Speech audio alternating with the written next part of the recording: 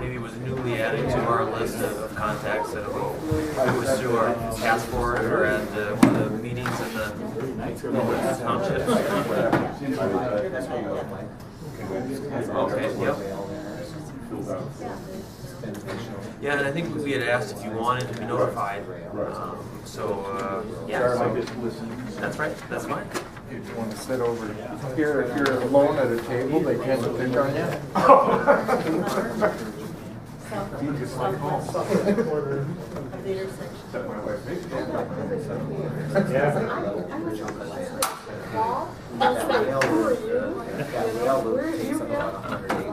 For 7 years, I don't know.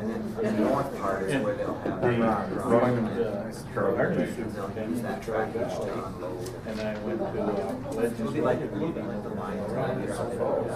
And this young lady comes up, starts off with her and Mike carrying on this conversation.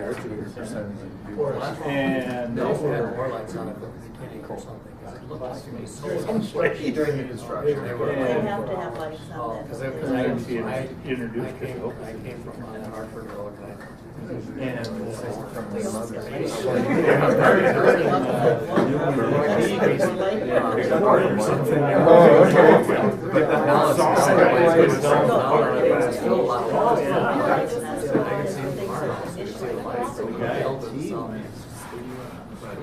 Hello. All right, I think we can get started today. I want to thank everybody for coming here as we start our the new year, I guess, in February. As we're going to go over some of the new chapters, some of the drafts that we've had prepared. I think I see a couple new faces in the room here, so I don't know if you guys want to introduce yourselves at all, or. I'm Don Olson, and this is Sue, my wife. We live at Lake Holton, 8 miles southeast of town. Perfect. Well, glad you can make it. We're here to learn. All right. Perfect. Charlie Tumajan, we live in Sioux Falls. My wife's originally from this area, but we just moved, for our move back to be moved in the summer. I retired after 40-something years in higher education. Thanks for coming. So I guess we can get right into it. We just have we have some chapters that I had sent out to you earlier or later in January, going over our introduction, our existing land use, which will next time we meet include future land use, and as well I know I had included the future land use map that we had somewhat have that together for you in that section, and then natural resources and open space and our historic preservation. Again, I'll say that they're drafts. We would love to make any changes. If there's anything that you guys think that we need to look at again, kind of the main thing, a little bit more of the filler in as far as how it's written up. Some of the main things I would like everybody to look at is our goals, and what we call our action steps in the document. So, I guess. If we wanted to go over the introduction, do you want to go too much with that? So I guess there really isn't anything as far as the introduction goes. If there's some changes, if you've read through it and there's some changes that you want to, you can let us know what you want, or if you had went through them, made any corrections, we would take them markups from you as well. And I did send stuff. Thank you. Way back on the introduction, you had sent information.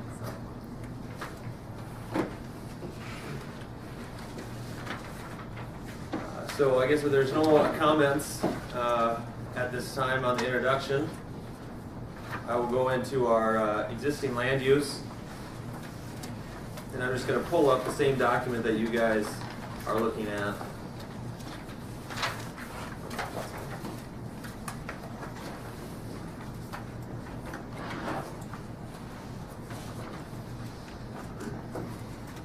Of course, with the land use, as we just kind of a little bit of background, we just kind of wanted to go through some of the history of planning. You can see some of the years that we had in place when our first commission was put into place, and when we actually had a staff. There's a couple other adoptions with our first zoning ordinance, a couple other things that we're going to look into because we couldn't find the exact date on one of them.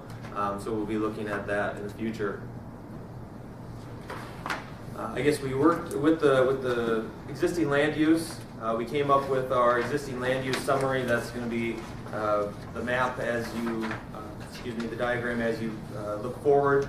That breaks down into our residential, agricultural, non-residential, parks and open space, our public institutions, government lands and offices, vacant lots, and then of course the incorporated communities.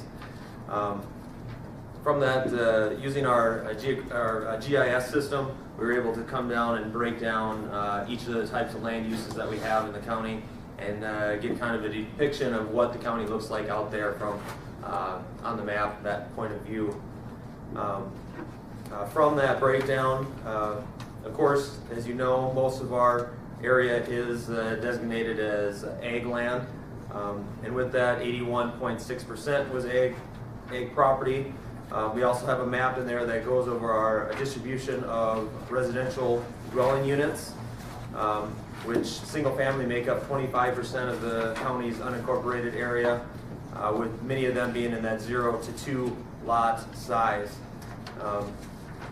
And as you look in further, we go over the commercial and industrial, which since over 80% is ag, 1% of that is actually designated as commercial. Less than 1% is designated as commercial or industrial property. And also with the public and institutions, again, less than 1% make up that unincorporated area because so much of it is designated as ag land. So you can kind of see here on the graph for the existing land use summary, goes over it. We put that graph in here just to kind of give people, when they're looking at this document, to say, you know, what is the trend, what types of percentages are we looking at for residential. You know, we don't, expect that residential land use total percentage area is going to jump up to 50% by any means anytime soon. But that was just kind of helpful to kind of get an idea of what the county looks like. I got a question. On your single family 2 to 5 acres, are those also included in the under 40 acre number? Or not? So is it, or is it 5 to 40? Is that the number? Okay, so how that's broke down with a single family, if there's a house on a property, it gets a land use point that says there's a house here. So when we run that in our GIS in the system, it knows to pick them out, knows that they're particularly just as a residential property. So if your house, you may be farmed there, but your house isn't necessarily sectioned out on that piece of property, you would be a single family farm greater than 20 acres. So when it's talking about ag land less than 40 or greater than 40, it's a piece of property that does not have a home on it.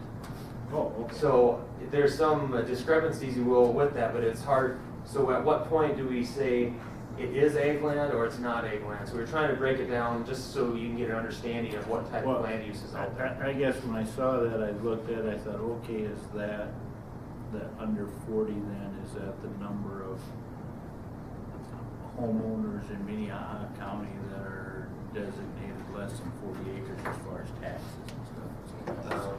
Yeah, we're not basing it on that. It's just strictly if it's farm ground with no home on it.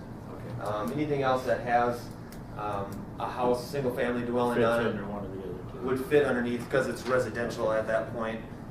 Because the first ones are single family, less than 2 acres, and then 2 to 5.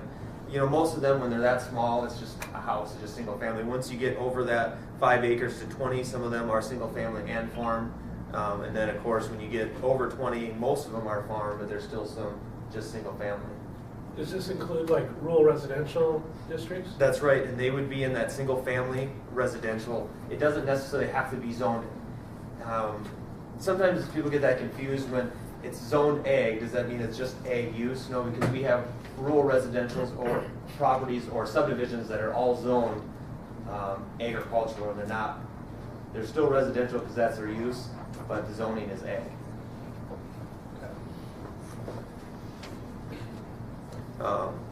So yes, some good questions about that. You know, so we were just kind of coming up with the best way to break that down because there is so much space out there that's designated for farmland and different types of farm uses. I guess the other part that, since you had that question, brought that up, we did also underneath the government lands. We had put that together and we saw that there was only, you know, 18 parcels that had almost 1,000 acres, and we were wondering, when you divide that out, that's quite a bit per lot. But when we sectioned it out, of course, you have to remember that the landfill is in there, and arrows make up the majority of that. So that's almost 900 acres, or over 900 acres that are just in the landfill and arrows, which leaves, you know, 60-some acres to divide between the townships, property they own for their buildings, our 3 parks. So that's how that's divided up too. But if there's anything that you guys look that you think that would like to be sectioned out on that, we can definitely take a look at that. We have the capability to do that. These are just some of the existing land uses that we had sectioned out at this time.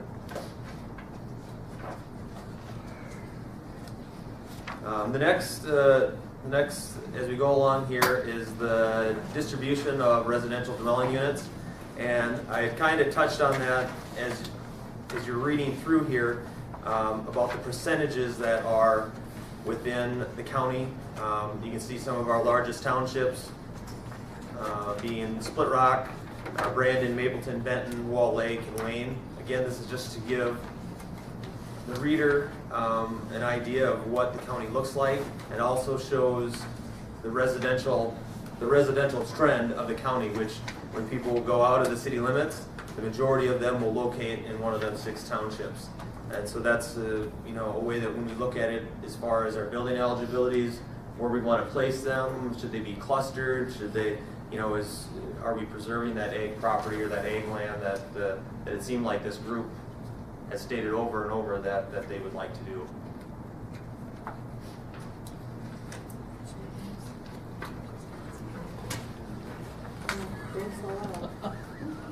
And then again, it just shows, instead of looking at that map, it just shows a little bit more of a diagram to just kind of read through it to see how the distribution comes out as far as residential dwelling.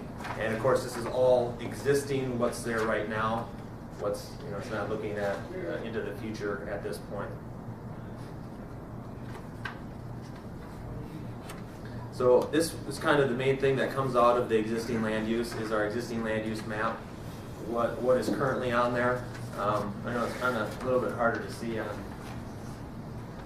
Let me shut this light off for a second. Because most of you probably have it in black and white, so I don't know if that helps. Kind of dark that, isn't it? Anyway, so from this map you can look, when I was looking at the ag land, it's broken down, you can see in the green there. With the commercial and industrial being in the red and the pink, and a couple of the other residential areas on the bottom left-hand side of the map is where you're seeing the residential acreages from to 2 and then 2 to 5, and as that progression goes. So because that's kind of when we did the existing land use, this is based off of this map, so I think that's roughly the light on that.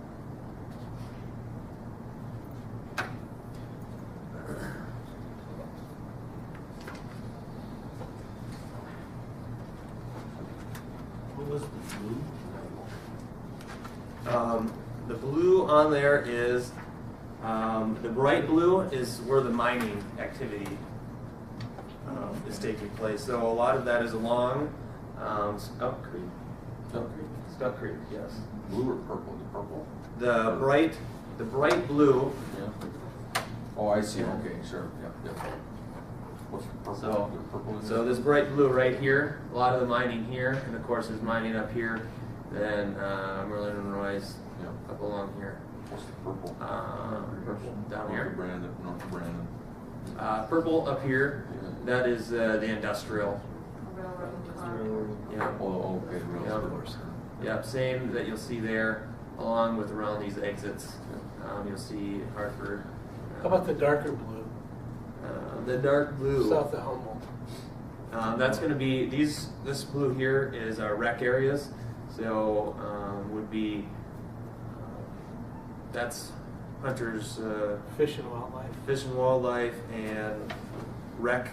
So I believe that's Hunter's Point.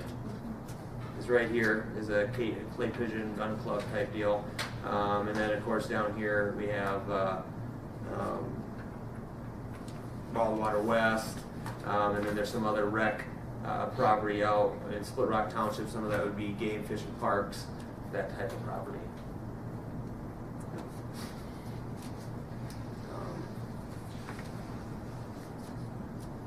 So you can see in there the majority of that lighter green is egg farm over 40 acres.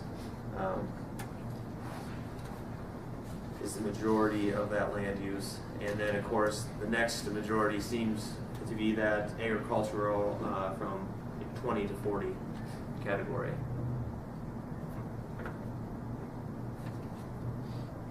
Any other questions on that map? The light green is the 20 to 40, or the very light green? I'm going to go back on this one here. Hard to read on that one.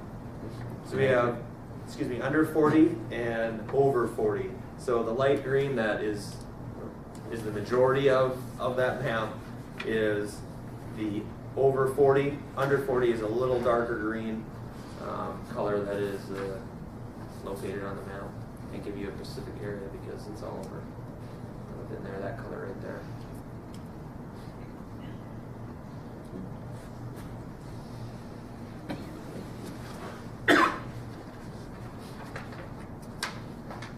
So the next part, when we were going through the existing land use, is the trends of, what is going on there right now, where are we at, and again, the trend there is agriculture is by far the largest land use in the county, and it's definitely a vital part of our economy at this time.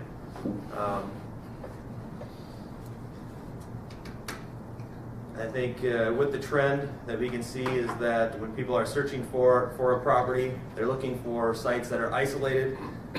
So they are going away from the farm developments, which seems to be causing issues out there as far as people are farming, the types of equipment or the dust or the dirt or the smell, whatever it might be. So the trend is people move further out to get a piece of property that's isolated, but there's still that farming activity that's going around them. And again, we have looked and we've talked about it many a times about the eligibilities always comes to play with that. How is the best way to deal with them? Obviously, they've already been given to properties, so it's hard to take them away. But the best way to encourage clustering of them so you're able to protect that land.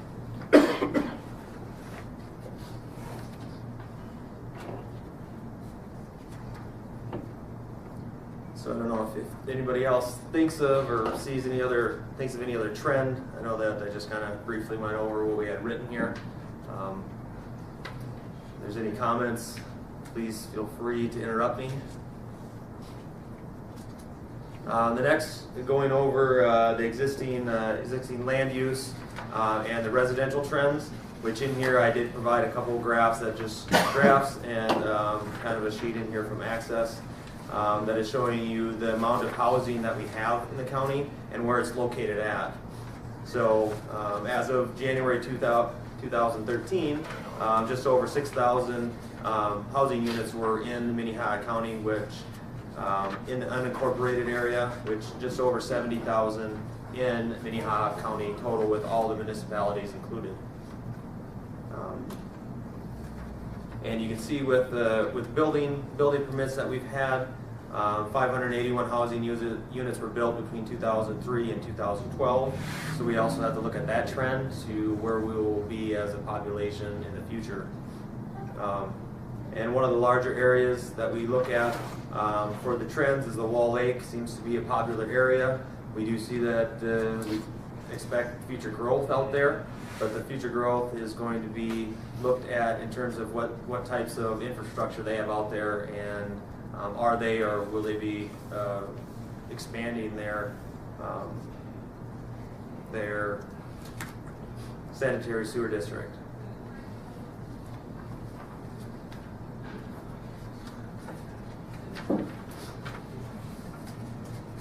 And again, in the residential trends, I did just note of how we are going to be able to encourage the clustering, and that we have been encouraging clustering of eligibilities per our density zoning ordinance.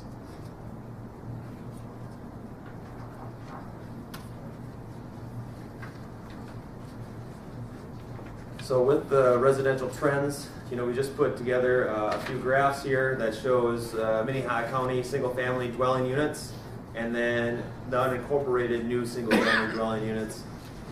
You can see in the early 2000s how building was spiked up quite significantly, and as you go down into the late 2000s, we were declining, but we do seem to be up even, overall the county, including the cities, and also just the unincorporated part of the county too, that we're seeing a little bit of an increase. It isn't much, but I guess we'll see how that leads in the future.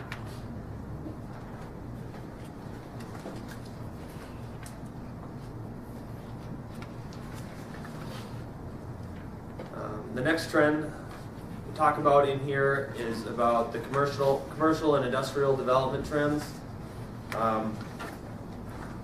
With many of our commercial and industrial development, most of it's around Interstate 90 and Interstate 229, 29, and also along the 10 exits that are along them two interstates.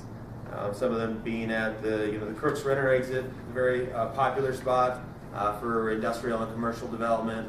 Also the Hartford exit, and then the Del Rapids and Brandon as well are some of the more populated or developed parts for commercial and industrial development.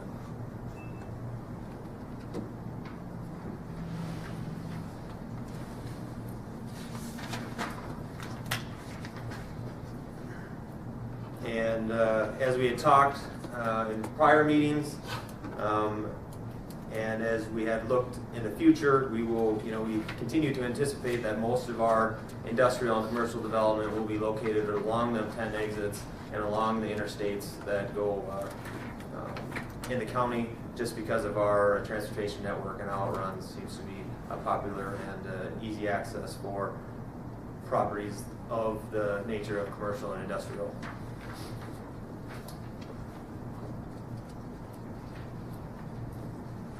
So the next part kind of brings us to our future land use goals. I've drafted some here. I don't know if you guys had taken a look at these.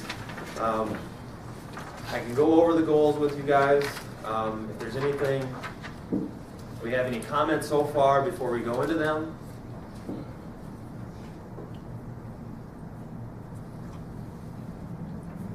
Not everybody at once. One thing I noticed, forgive me because I'm sure you've gone over all this before, but on the building trends, the percentage in Sioux Falls is going up, the percentage, so that it's, if you look back, back in 2003, the residential buildings in Sioux Falls were about 5/8, if I'm reading this correctly. And it stays around there, and then this in 2012 it's better than 4/5. So that if that trend continues, that has implications for the entire country. That's right.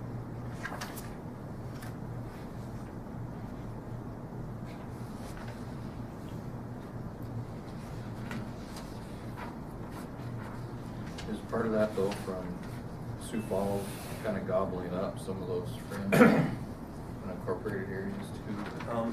As they move outward, some of the developments, some of the developments have been annexed in, So I guess that would be as far as their number of dwelling units. That wouldn't, I think those are new starts though, so any annexed subdivisions are not gonna be included. in Not that, new right? building permits. Not new. No.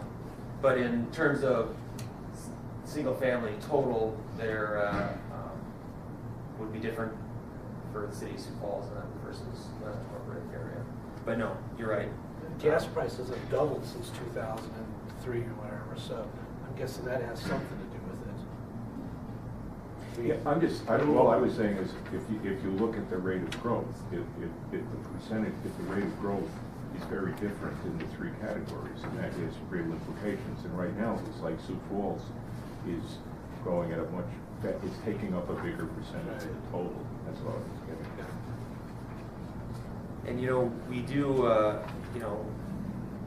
as far as growth in the county versus growth in the city, most of them residential developments, most of that growth as a whole for the county will be in Sioux Falls, and it will be in Brandon, and it will be in them communities, and the majority is not going to be in the unincorporated area because most of that, again, designated for ag use, and with there's not a huge influx of new residential developments as far as subdivisions go in the county at this time anyway. Probably less and less prime spots that had trees and stuff like that, because a lot of those places are already got a house planted by them. So now it's, it seems like everybody, well, let's see, I would like to find some place with trees. Well, just kind of the way it is. Well, and land costs too are going up. I'm guessing they're not selling, farmers aren't selling eligibilities. They don't need to, I guess. No. I did notice too on 8, you talk about, the last statement is conflicts, let's see, as farmers implement new ag technologies and adjust to market conditions, conflicts with neighbors are likely to increase. I don't know that farmers adjusting how they farm is going to be the reason for the conflict. And then in the next paragraph, it does say the limitation of these conflicts is important. So we're kind of saying they're going to increase, we should limit them. And I guess I'm not real What sure. paragraph are you on there again? Page 8. And Ag development trends. it just made me wonder how that would be achieved. And I'm sorry, I didn't get it reviewed as much as I should have. Maybe that's addressed. The only thing I saw was the answer was to promote more clustering. So then I guess my question would be, as eligibilities are applied for to move, will they be limited if they're not clustered? Will that be a consideration? And I think we've talked about that previously, about ways to deal with the use of them eligibilities. And I guess at that point, we have to look at, is it going to, if you only have one, then you can't use it. You have to use it in, a group of 4 or a group of 6, and I guess, I know we've talked about it, Yeah. but it's kind of, I'm just wondering what it's like. Okay, conflict's going to increase. We should not have the conflict. We should try and decrease it, but that's right. But we know there's a development going to take place. If you could stop it, then we knew that probably then on the other side of having the conflict between farm and residential, then would slow then as well. But I think there are criteria that can be taken into play. I mean, you don't have to move that landlocked one, and there's some other stuff like that. But yeah, and reverse setbacks. We talked about that too. And we are going to have an ag chapter down. We're going to hit those. And Deb, don't you think just the economics of it Right now. compared to Yes. 2003 Right now. are, let's see, I don't think I don't want to sell that eligibility and have to. Right now, but I think we do need to plan. It'll We change need to plan again. for it. Yeah. It'll change.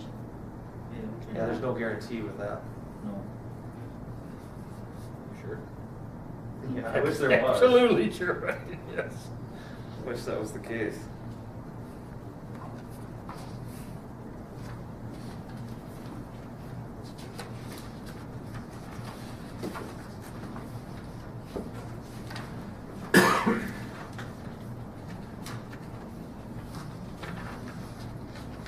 we going to touch on rail service access somewhere later in this?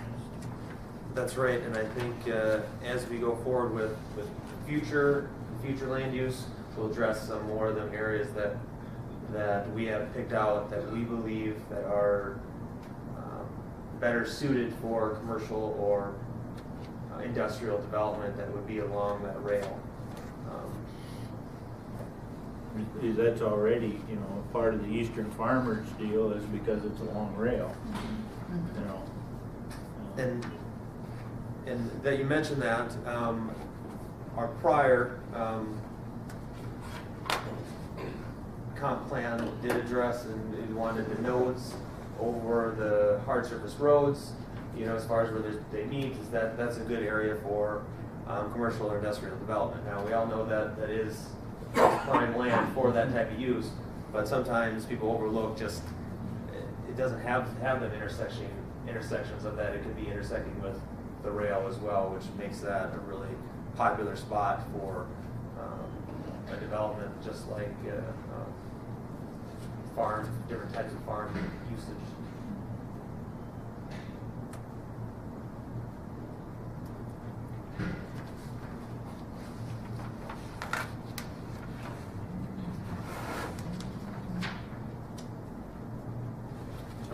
So as we go forward, I just briefly kind of go over some of these goals. You guys had looked at them or anything you wanted to add to them. I know that there will be some more, probably more than likely added in the future as the plan, as we get our chapters together.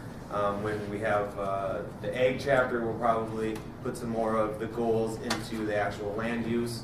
The natural resources chapter will put more into the land use chapter as well. So as them are developed, then we can also transfer them goals into our future land use goals that we have here. So, you know, basically, I'll just read one of the first ones here. Develop a county-wide plan use pattern that ensures capability and functional relationships along jurisdictions and related land use activity. So I guess we just want, you know, our townships, our cities, other parties, stakeholders involved to be involved with this as far as smart growth would be considered. We want to make sure that they adopt our future land use plan. So it's just kind of things that this addresses as far as our process goes, where we want it. And the goal number 2 is support growth that is capable with the adopted municipal comprehensive plans. So we have, I know one of the maps that you guys had looked at previously was showed the municipalities and what type of land uses were around them. So where they have residential, we're not going to plan to put a commercial or industrial development. So we're going to work with them communities or work with them townships in terms of what types of land uses or what types of development go in there. Right. How many municipalities have a joint jurisdiction with the county zoning? There's Del Rapids and the City of Sioux Falls, and then Brandon has a joint plating district with us, which I guess, so to answer your question, Del Rapids and Sioux Falls. And also Hartford has a plating area, which is the same as Brandon. Do you guys like having that joint jurisdiction with municipalities or not? I guess I think it works out real well. We get more people looking at the development that might be taking place, some more input, whether it's city side or whatever it might be. So I believe that we've had good luck with them relationships. Did those municipalities initiate that then, I'm guessing? And you know, some of that has to do with then they have a little bit more say in what was happening there in terms of, you know, where their service is going to be. Are they ready? Can they service a development that we might put out there? Or no, they can't. It just gets that talking between the two governments. Does the county commission have to adopt that if, say, the city of Humboldt decide they wanted to do it? Yeah, it takes both bodies. For the zoning. For the zoning. For the plating, they can do that unilaterally.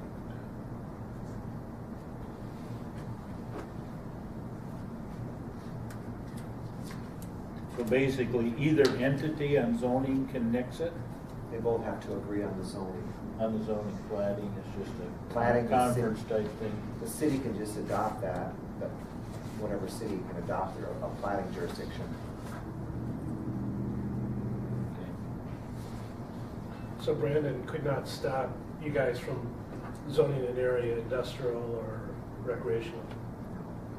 Well, not, I suppose they could always take us to court. I mean, that the city of Brandon felt that somehow some action grievously harmed them, they could go seek injunction at, at court, but they couldn't stop it by just saying, no, we don't want it.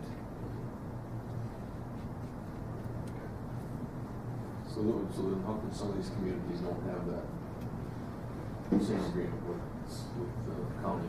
They just choose not to do that.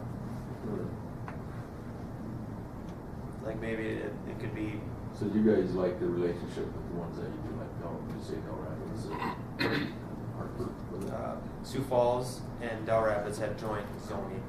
Hartford and Brandon have just a joint plating. So you like the zoning part joint with Del Rapids? We don't. We do have that just like we do with Sioux Falls, but we don't have as much development up there, so it isn't something that we utilize real often. But I think it is definitely a good relationship that we have with them. And they feel the same way? I guess I would think so, but I guess you have to ask them. Somebody has to ask them. But otherwise, I'd say, yeah, sure. Why would they?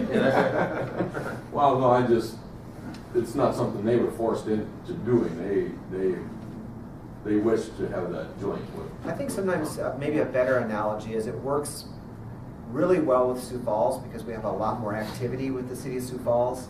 Yeah. I think that with Del Rapids, sometimes the lack of frequency, it just doesn't.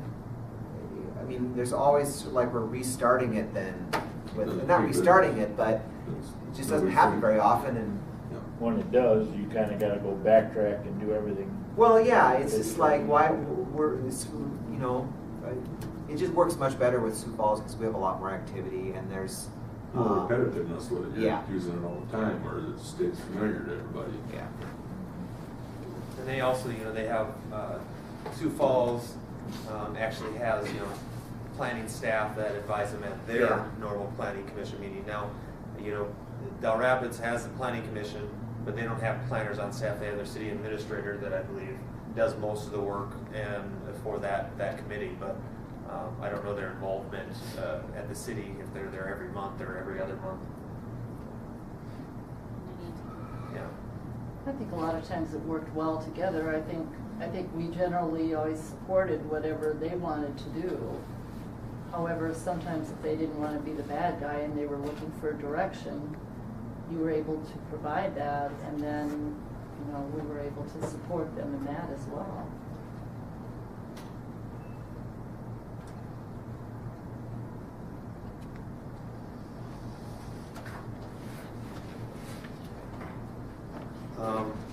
So then for the growth management for residential, and again, I just put the one goal in here, which there will be more for the residential side for future land use, but again, as we have the rest of the part of that chapter developed, we will add to it. But again, promoting development and the clustering of eligibilities in the appropriate area while preserving ag property. And there is a lot, it sounds like a very short sentence, but there's a lot involved that comes in with being able to, or clustering eligibilities, preserving ag land, having people that have had them eligibilities forever and telling them at a time, essentially, you can't use it because you need to cluster it together, you need to put it by your house, and they've been there for 100 years, and they don't want a house right next to theirs. They want it at the corner across, that they would not interrupt any activity they might do. So I think and there's a lot of people that own just one eligibility then. Many that own multiple. That is easier to cluster when you own 6 of them versus if you only own 1 or 2. And in case you guys understand, the eligibility is the 1 per quarter just to make sure that throwing them terms around and people don't understand. And yet that same process would have gone through in the 70s when they first went to the density zoning. I mean, that was a big change for everybody then too. But I think everybody agrees it was a good change. But now those people who own those eligibilities are gonna have them basically taken away and stripped of, correct? Well, I mean, If you go to that plan, if you go to the clustering idea, like you said, the one person who owns 1 or 2 eligibilities, he lost the value of that eligibility because it's gonna have to be removed.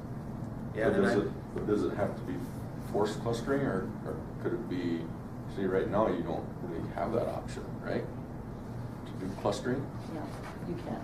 You can't Well, do clustering. up to so many, right? you could put them together if you had. If you had 22 of them, You could put them them all together. together. Under what, an acre apiece or? Yeah. so- If What you you're own saying as a 22 county, that's If what I you're own. promoting Yeah. at this moment in time, is the Right. clustering. But I think if push come to shove in court, if they had an eligibility, they could probably sell it, Or use it. Well, or use it. you mean if they had just one and they didn't want to cluster it? Yes. Well, right now they would be able to use it right now, but it's. But if you change the rules, That's right. Yeah, that's, if we change the rules, now they will have they could possibly have an eligibility that isn't in the value. so and How- that basically How? depends. Yeah. If they're in an ag zoned area and it's strictly ag, then the new comprehensive plan might not allow them to build on their own property. They would have to put it into a cluster. Because one doesn't cluster very well. It's just One doesn't cluster by itself. No, I understand that. Or would you think some people maybe purchase land, as I look at how it's sold in real estate, with 2 housing eligibilities or whatever, maybe paid more for that. And they used one. And they use one Now or they the have other for a land. grandchild or something someday, or, In their view, that is of less I can value. see where you So end up in court by faster. creating the rule the last time, I think kind of created your own problem to deal with later on. Well, but it restricted it. I mean, before you could put multiple You on. could put and houses of all course, you're over. never guaranteed. There are some criteria, but if it's landlocked, you're never guaranteed that you can transfer that out. Right. I mean, there have been a lot of assumptions that if I have one, I can move it wherever I want, not necessarily so. Well, the rules are now, you can move it anywhere within that Section. You need to on the get a ground that you landlocked own. one, you need to get a conditional use permit to move it. On the ground that you own. Yeah, you have to own it, and Yes. just like you said, you can move it anywhere adjacent to or Right. continuous to your property, you can move that eligibility, but if you don't own any of the land continuous or joining that, you're not able to move But I it. think what Deb's saying is, you still have to apply for the conditional use permit to move that, which may or may not be granted. The landlocked one that's in the middle of the quarter. Mhm. See, right now where I live, the farm we live on is 110 acres, and we have our house on that farm, and I have one eligibility that I haven't used.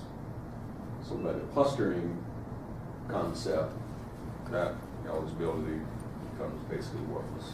Unless you would, that's right. Unless Put you it put alongside next to yours. your house. Yeah, unless there's two Oh, right. clustering. It's 2 clusters. Two is a Because cluster. you're clustered. Or is that- Can't let your home be clustered too. The idea would be that you're leaving more ag land open to farm, Right. rather than creating the issues of going in between and around. Let's please not advertise that. Yeah. We as government, an entity. Board consider decision. To a cluster. Yeah.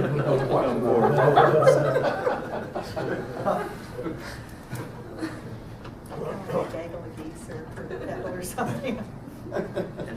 With that being kind of a hot topic to decide, that we don't want to take them away, because I know in the end it's not really feasible to take them away. I think us as staff, I guess we can't ever say what our commission, what the end result would be, but we can speculate in a way, believing that they're just not going to do away with all eligibilities. And we've eliminated the possibility or the thought of being able to move them, transfer them to other property. That's still on the That's still on the table too. Still That's on on the the table, table, yeah. yeah. And when we get to So that that chapter. could be a solution to the clustering issue, right? Yeah, I think we almost have to, if you do the clustering and you're not able to, you have to be able to move it somewhere else that you can sell it or, Right. you know, be able to profit off that to even that out. Have you sought a legal opinion on any of that? We have not talked with our state's attorney about it, no. Because it would seem to me, if there are certain things that would not pan out legally, it'd be good to know that before you start making decisions. Yeah, that's right. But I think as a task force, we have to come up with a plan so you can go to the legal counsel and say, is this going to work? You know, Right.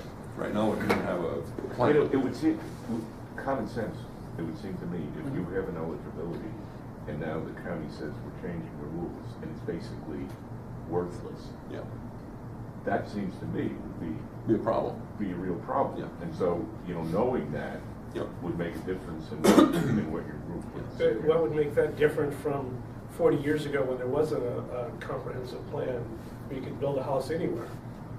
You know, you put rules in place and, you know, instead of selling 160 house lots, now I can sell 4. You know, and if you change that again to make it 2, that's what the rules are then. Well, it's only a taking if all the uses are taken away. And you still have the agricultural use on that property of, you're just one, you just would no longer maybe have the use to build a residence on there, but you still would have the full use of ag potential on that. So there, while it may be a little bit unpalatable and uncomfortable, there's still a use provided for that property. And things, like Steve said, change. But where I see the other side of the people who purchased that property with the idea of building a house, with the extra costs they went to because eligibility supposedly had a value, now the county's coming and taking the value away. That's no different than any commercial Speculation. speculator. I mean, our school district bought land for $10,000 an acre. That's probably worth $3,000 now. You know, and we're not going to be able to recover that $7,000 just because the market's gone down. So I mean, But you it's- still have the option to build a school. we still have the option to build a school. We still have the option, and that land is still can be used for. But if the county were to come along and say, we bought this with the possibility of building a school, but we're not going to let you If they- build there anymore. If they zoned it that say that you can't build it there because there's a gravel pit there, I mean, you know, the market would dictate what You'd sell gravel, right? we'd sell gravel. So, But I think we have to keep in mind here that this is still a discussion. Right. And, you know, it's, you know, we're gonna come up with something that's pretty palatable, I think, for most people, because we understand that those eligibilities are a Commodity. pretty substantial commodity, I guess, in, you know, to rural, you know. Yeah, I don't think things are going to change, but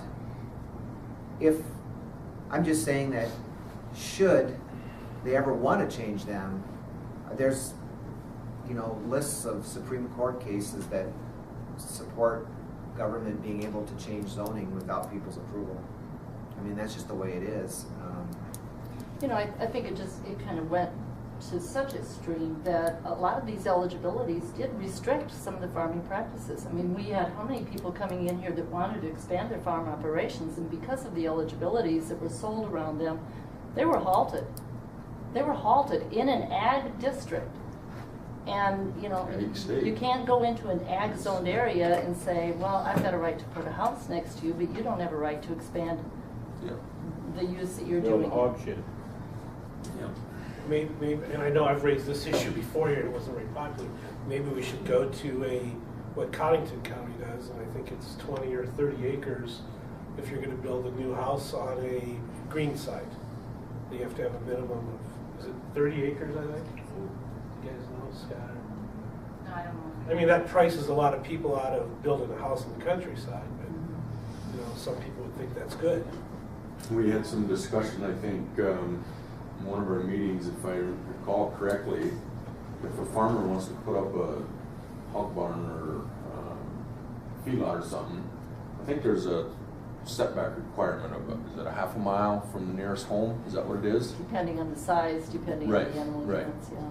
Now, the same thing, but, so he can't build close, but somebody can build a house right beside his feedlot, whether he likes it or not. Which is that reverse setback. Right, but, yeah. so, yeah, I think we need to consider that closer too, as doing a reverse setback on those Mhm. homes in the country. Yes. Is there anything in the planning commission now that has that? Not here, us, you mean? No, we do not have an ordinance that regulates that.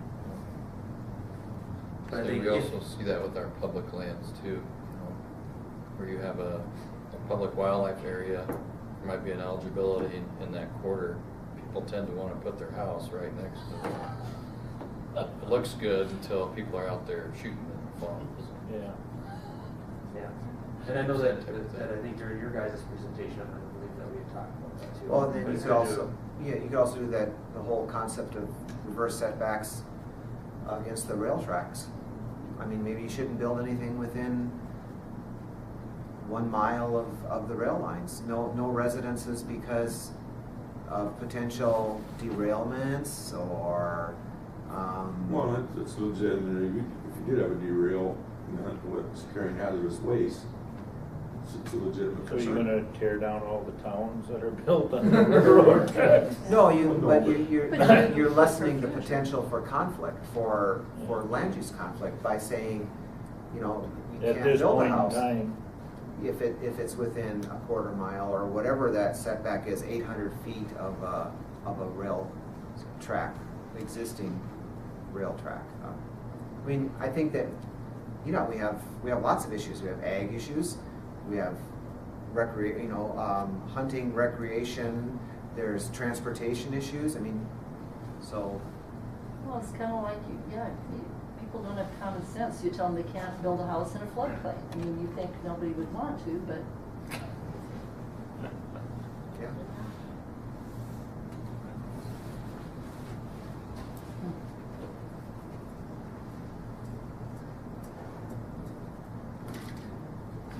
I guess I'll just go over just the one more here that I had on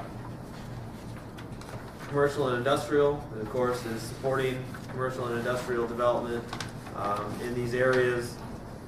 Again, we had talked about the intersections, the nodes,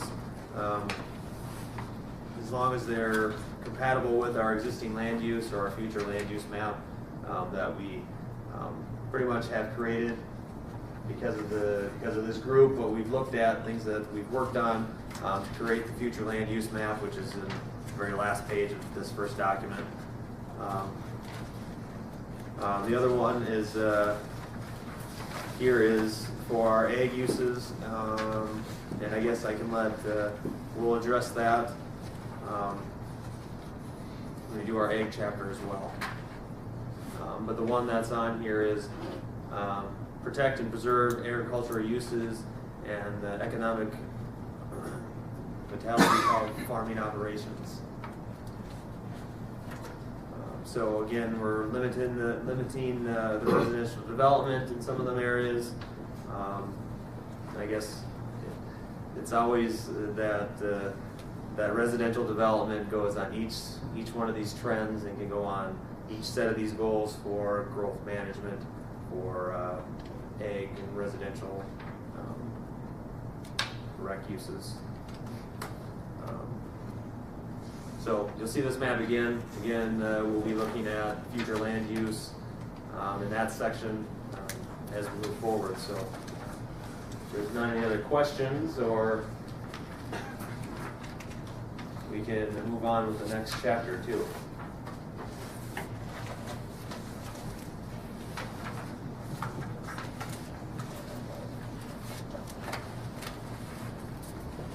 I have a question is, you've looked at, single housing units and all of this stuff.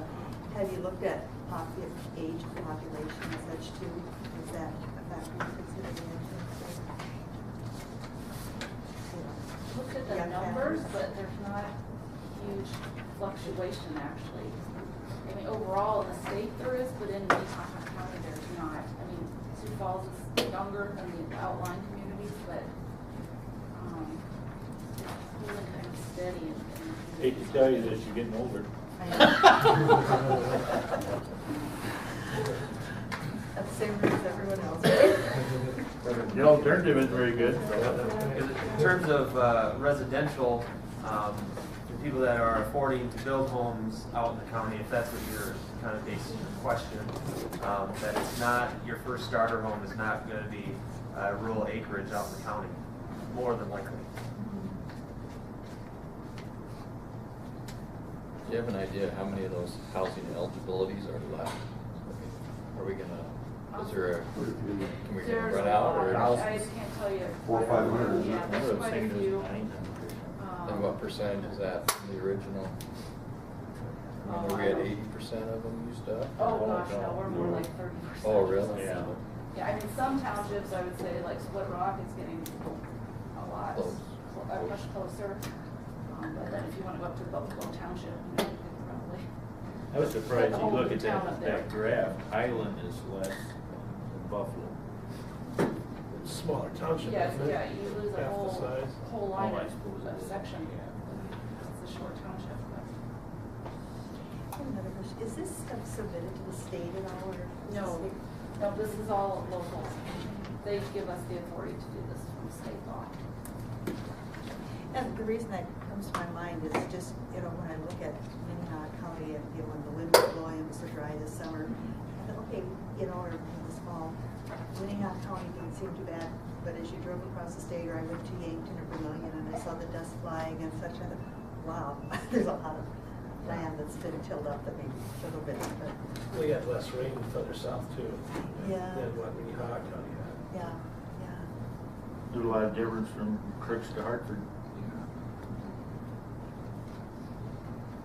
Well, the next chapter is the natural resources and open space, which is basically about what the title says there. Looking at our resources in the county, which are, of course, the water, our soil, sand and gravel, and then Sioux quartzite.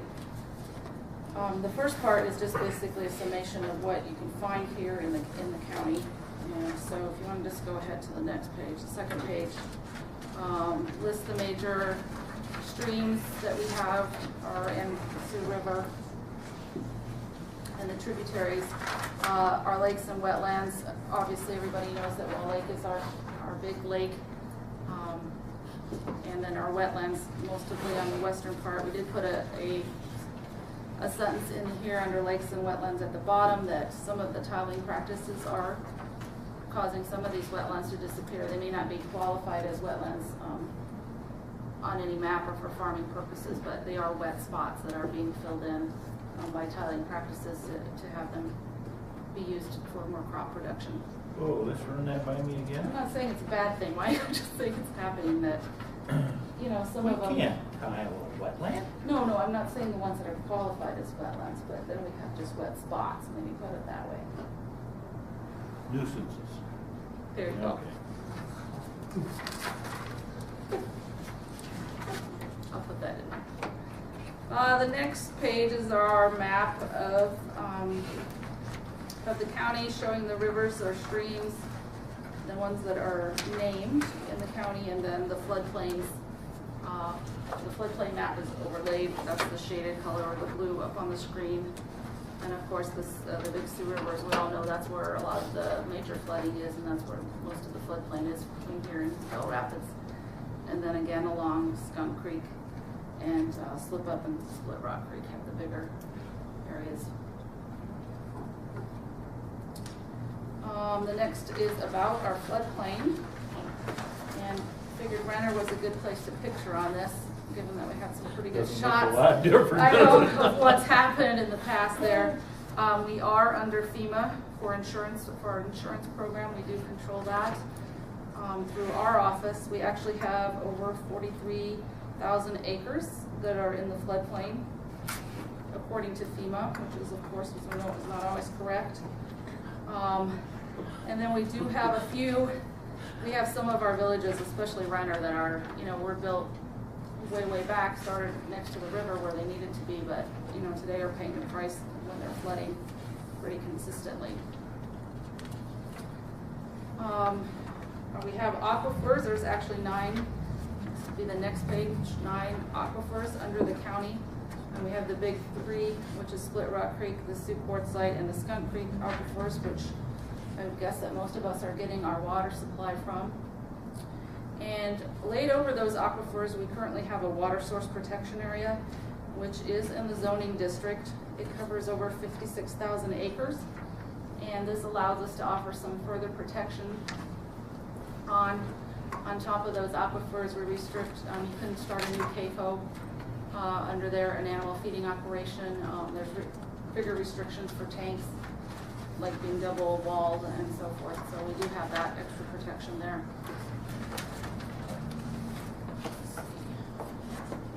And again, then we have the map showing, they clearly follows where the major floodplains are. And of course, that's where the aquifers run as well. When we look at what we are considering our natural resources, soil, of course, we would consider the most important, as it's our economic base here. It provides for a lot of jobs and related jobs. This county is actually one of the best producing in the area as far as the number of farms, and also in corn production, overall crop production, and also for dairy, which is for a very compact county, I think it's doing very well. One of the things we mentioned in here is the need to actually have good soil management practices. So, I'm sorry, I forgot your name, as you mentioned, things were blowing away, and so making sure that we have good protection for keeping our soil here to continue to grow things is important. One of the things we do have in the county are our county parks. We actually have 3 parks. All of them given to us by donation. And so I think most people are familiar with our Wall Lake Park, which is about 25 acres, and it's the oldest one we have in the county. Then our Booker Prairie, which is the newest park, and that is located north of town in Spearbrook Township. And then we also have the Prairie Nature Area, which is now managed by the city but still owned by the county, and that's located on the west of town as you take 42 out towards Highway 11 there. East of town. I'm sorry, east of town. Thank you. Thanks, Ron. And so then the next is just a map showing where we have not only the county parks, but some of the state parks and rec areas. Are you guys able to monitor somehow the use of the county parks, or I guess? Not really. Yeah, we have a way of, because we don't have staff there, every day around the clock, so it's kind of hard to. And particularly like Wall Lake, you have people coming and going all the time at the beach when it's summer. So you don't have to have a park pass for It's free. free. Because they're county instead of state. Yeah, all the county parks are free. What's Lake Elm? Is that state Lake Elm? That's in Lincoln County. I'm not sure what it is. Is that It's state? a state. Okay, so then you gotta have a park pass. Yes, but there's actually a Parks Division and Wildlife Division, so for the Parks Division side, yes. State parks, county, Do you get any feedback about is it Booker Prairie? Does anybody? The birding club loves it. We The have which gotten club? birders, bird watching. Birds. They're very fond of it. The only things I ever see there when I go by is the birds. Yeah, I think we have some people that are regulars, from what I hear, walking out there. I think it takes a while for people to find out that it actually exists, but So a lot of people drive by and don't That's know what Solid it is. Arrows there, isn't it? So, East of Midway, Yeah. on the way to Yeah. Garrettson. yeah, it's right on the two highways there. And is it the zoning office that is in charge of maintenance of those places, or the highway department? No, it's our office. Yeah. There's a division, we have a parks division, but Scott manages that part of it, so. But when we did our open houses, we got a pretty good feedback on all the parks. I mean, there weren't a lot of people that knew about Booker Prairie, but Wall Lake rated very highly for its use, and people liking it, thinking it was in pretty good condition. And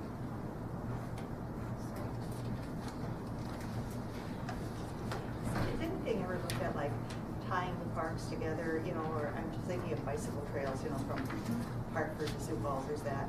You know, when I think of tourism, you know, next to agriculture, I think tourism is our next highest income center in South Dakota. I think, is that ever looked at? yeah, we have looked at it. Some of it is the cost of doing You that. say nobody wants to pay for it. Yeah, and I think, I mean, we've heard from Brooke had to leave, but she's with the state highway, and they're supportive of, if they're widening a road, adding enough shoulder or a bike lane. They're looking at that, if they have the money again to do that. So we would like to, and I think when we get to our transportation part of this, there will be plans in there for where to put potential bike paths. And the county highway has also been very supportive on that idea too, when they're doing road work, to plan that into their plans and add that as an option. Yeah, I have a question. The Perry Nature area, is there any collaboration that's going to be done with the Arboretum there? You know? I'll let Scott answer. Yeah, that. I mean, He's we have on a the joint board, powers so- agreement with the Arboretum. That's who's basically in control of that now. What are they, just a general question, you know, they built a big building there. Is that going to be an educational facility? Yeah. What that is? Okay. And I think it'll be for rent too. Yeah, Oh, really? they'll be having, yeah, it'll be an educational facility, but you'll be able to rent it for hosting events. There'll be a huge garden area to the north of that that you'll be able to walk out into, and it's going to be quite extensive. So, Dodge the goose poop.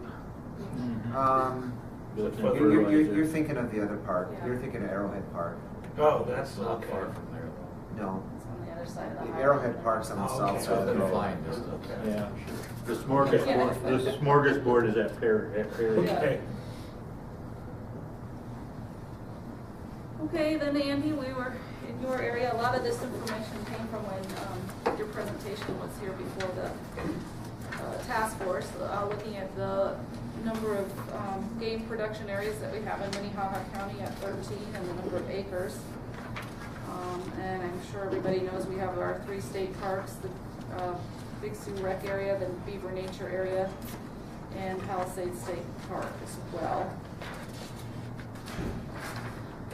And then the last section looks at our sand, gravel, and quartzite deposits, which is significant to our county as far as jobs, and then our using it for road creation, etc.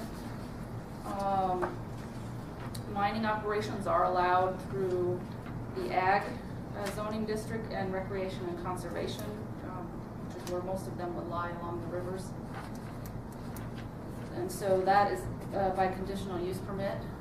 So there's always a public hearing on that, and then they also have to meet their state regulations to operate. One of the biggest complaints about those operations is the truck traffic. And there are some areas that we have regulated which direction they can leave a pit so that they avoid some of the more developed housing. The problem is that we have a lot of those areas that have been out there before there was any regulations. And so they pretty much have carte blanche on what they want to do and which way to go. And whether they want to put down man water or not. How's this Sukup development gonna work with Merle and Roy's and the rest of the neighbors in that one on West 12th? On West 12th, they annexed to the city, so. Is there a problem? Well, I mean, they'll, Yeah. maybe where they're gonna build the housing around the lake Yeah. there, and yeah. I mean, that's, you can spit on Merle and Roy's Yeah. bid from here. Okay. That's Just at the curious. corner of TLS and 12th Street on the northwest corner there. Going to be a big housing development and commercial, and the pits will become lakes, and yeah, just got annexed, so they're working on it. Yes. A lot of money shooting. And so then from the trucks also dust. We get a lot of complaints about dust, and there's just only so much you can do to try and control that. So those are the bad deals. And then when Go someplace else. Merlin Roy's went out there by Rowena, they actually, every time they blast, have a list that they notify, and they call our office too to say that we are, and I suppose you're on it, Bonnie, that they're blasting, and to let them know. And Oh, good. Another list. yeah, I've gone out there and stood by houses and not felt it, but they think that their houses are moving, and I mean, they have the little, whatever the reader is, and there's nothing going on, but, you know, they're close enough that they feel they're being impacted, and yeah. So, looking at the goals and some of the action statements to meet those goals, the first one, to preserve the quality of natural resources, pretty straightforward, but a lot of these came out of our discussions we had when we had Game and Fish and Parks here speaking to you. One of it was looking at putting buffers around water bodies and wetland areas, and in conjunction with that would be action 1.3, looking at putting in some setbacks to distance the residential houses from the park land, because there is kind of a need, as Andy spoke about. You know, you put your house right there, and then you've got, you know, people that are hunting, and I think people don't think ahead about those things. And I think one of the other things that came up is that action 1.2 was that if you are changing your shoreline, you're actually supposed to get a permit from Game, Fish, and Parks. And I think that was news to a lot of us. So I think we want to work on a way that we can get the word out to people too that come in for permits on other things, that they do need to be working on that. The second goal is to promote sustainable use of natural resources. Again, this is looking at trying to keep our open spaces, keep them connected for animals. Make sure that we support any means of people that want to restore areas. And then again, and I think Deb, this may have come from you too on this one, looking at trying to get the county highway and townships and Game, Fish, and Parks together and working on projects. You know, where I think it was with the bridge where something got built and taken out, and trying to get the right steps in order on that. The third goal deals with floodplains and aquifers, and basically the goals are making sure we're enforcing the floodplain development ordinance, and then also keeping our water source protection area over those aquifers. And then so the last page is looking at access to public lands. We want to ensure that through our office, through the platting process, but in other ways also too, that we keep our hands in, make sure that people always have access to those public lands, that somehow they're not getting cut off, that, you know, you make sure if you need the easement that you get that to get in there so that we all can use those areas. And then the last goal looks at the gravel and sand deposits, and it would also be quartzite, and knowing that we need those uses here, that they are good for our economic community. However, they do cause some problems. So maybe looking at requiring, before there's actually a zoning hearing, that there are public meetings held with the neighbors in the area, so that, you know, firsthand they can get some of their questions asked before they come to a public hearing, required public hearing. Making sure that we take, when we do have a mine that's approved, that we look at the impacts that it's going to have on the neighborhood, and try to look at the best way to minimize those, either through hours of operation or having, you know, mag water requirements on the gravel roads, or even require paving on some of the roadways, etc. So that kind of sums up this chapter. If anybody has any comments or questions? Or... Yes, I got a couple things Great. that I thought of. One thing that people don't often think about is wildlife itself is a natural resource. Okay. When That's you true. look at, you know, ag is the #1 economic for our state. You mentioned tourism. Number 3 is probably recreation. When you look at hunting, fishing, and bird watching. And I wouldn't say Minnehaha County is really a destination spot for our state, Right. but there's still quite a bit of people that either they have family here or relatives where they come here and they still recreate, whether it's hunting, fishing. And bird watching is one that's really, has always been pretty high. You'd be amazed how many people do that, so. Okay, great, yeah. So that would be one thing to consider. And the other one is that when you talk about other federal lands, not just game production areas, but there's waterfowl production areas. And I think that maybe Yeah. should be included in some of your Definitely. goals. Okay,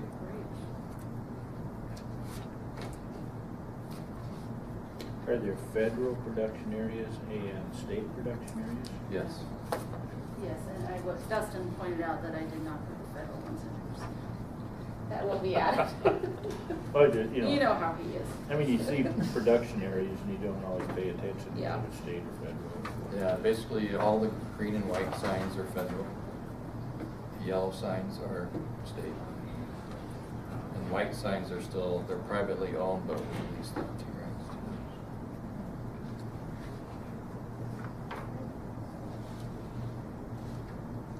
And then we do have an area, the Beaver Lake area is actually called the waterfowl access area. It's not- Access area.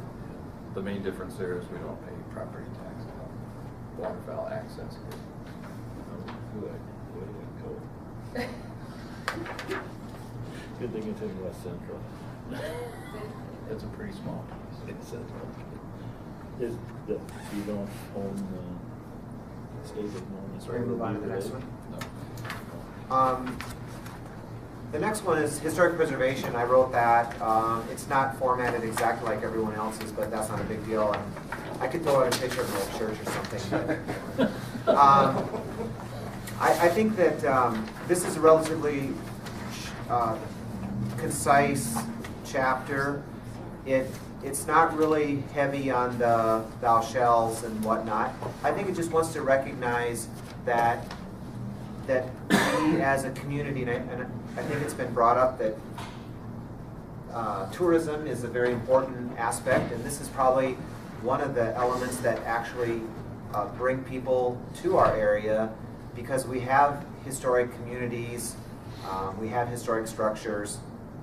So, you know, basically I've indicated some statistics that I got from the state South Dakota Department of Historic Preservation, the SHPO, and they have indicated that from 2002 to 2012, there were 45 historic tax credit projects with an overall value of $40 million just in our community in Minnehaha County. And at that same time, there were Deadwood grants awarded to projects in Minnehaha County in the amount of $465,000.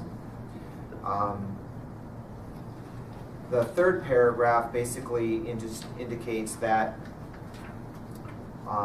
preservation planning and implementation offers a lot of benefits in a variety of ways. The conservation of existing resources controls urban sprawl. It is sound preservation practices and sustainability in a greener lifestyle, because you're not taking all of that material and taking it to the landfill or burning it. You're not using new material to renovate that or to build a new structure if it can be rehabbed in such a way that it's useful. And then they also then give us a sense of place. So that's basically what the third paragraph says. And then I just included a few, 3 goals basically.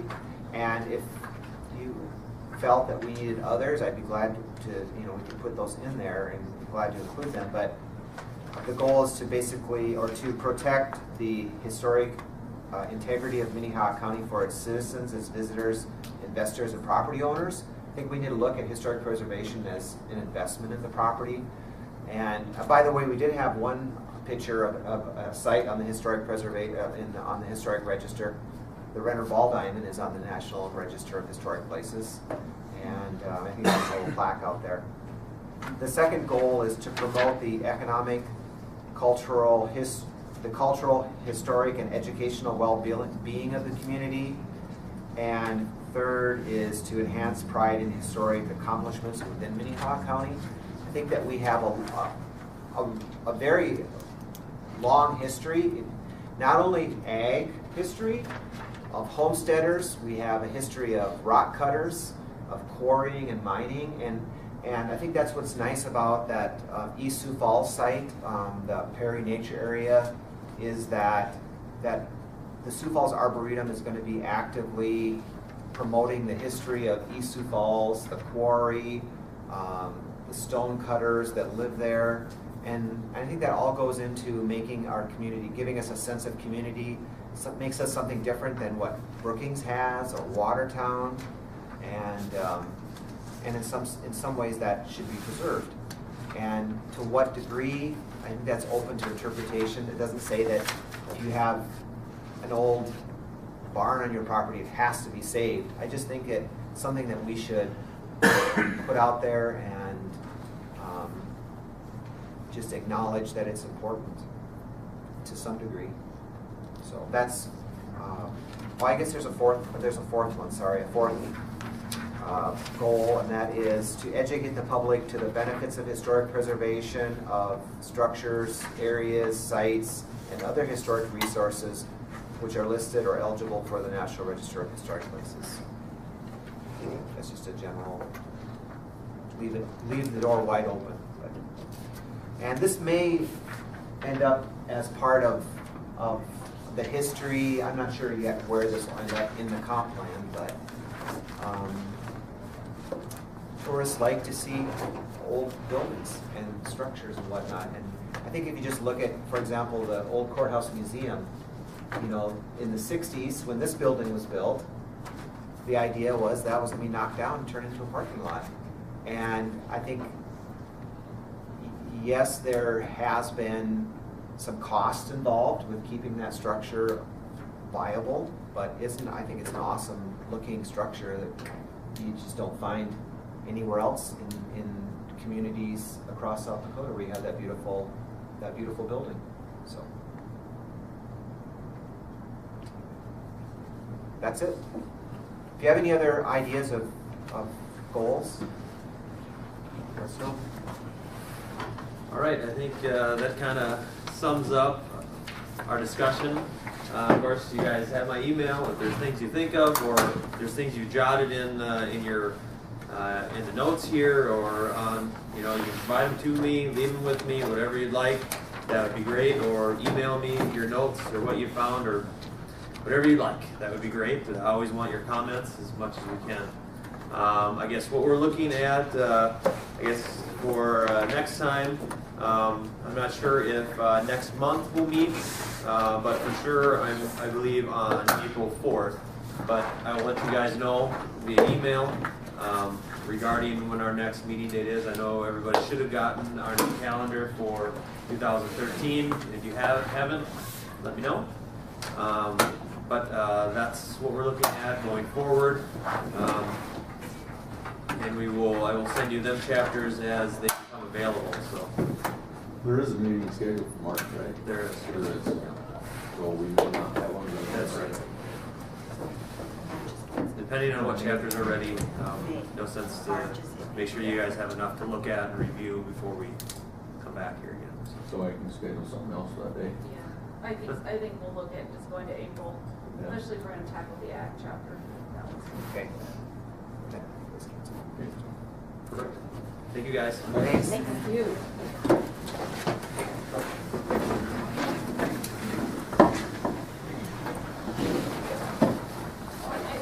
We introduced this gentleman here too.